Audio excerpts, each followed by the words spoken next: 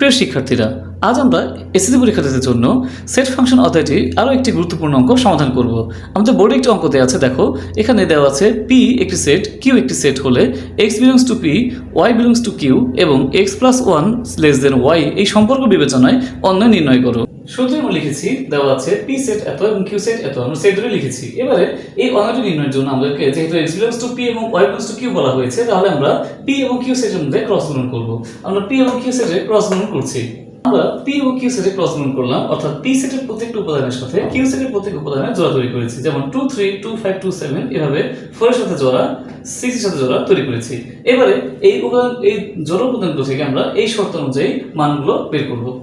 আমরা দেখতে পাচ্ছি আমাদের শর্ত দেওয়া ছিল x + 1 লেস দেন y। তো আমরা এখন এই জোড়াগুলোর মধ্যে থেকে প্রত্যেকটি জোড়ার প্রথম উপাদানকে x আর দ্বিতীয় উপাদানকে y ধরে এই শর্ত অনুযায়ী আমরা দেখব কোন জোড়াগুলো এই শর্তটি পূরণ করেছে। তো আমরা দেখতে পাচ্ছি এখানে 2 5 2 7 এবং 4 7 এই শর্তটি পূরণ করেছে। তাই আমাদের নির্ণয় অন্যয় হবে এই 2 5 2 7 এবং 4 7 এই অন্যয়টি। সমাধানটি ভালো লাগলে আমাদের চ্যানেলটি সাবস্ক্রাইব করো এবং আরও বিভিন্ন ক্লাস পেতে এই চ্যানেলটিতে ভিজিট করো। ধন্যবাদ।